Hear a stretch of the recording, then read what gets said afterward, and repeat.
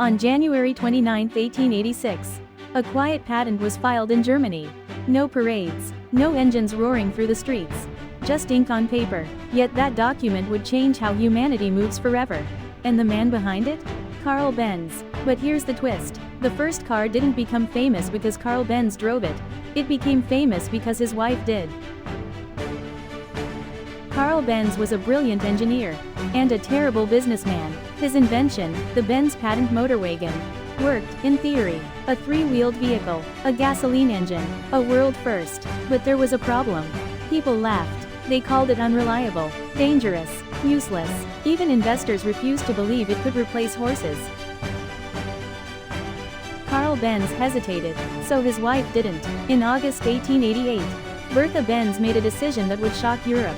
She took the car, she took her 2 sons, and she drove, without telling her husband. The distance was nearly 106 kilometers.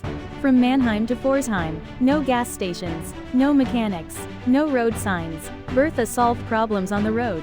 She bought fuel from a pharmacy, invented the first brake lining, used a hat pin to unclog the fuel line. This wasn't just driving, it was field testing. When Bertha arrived, the message spread fast. The car works. It can travel long distances. It can replace horses.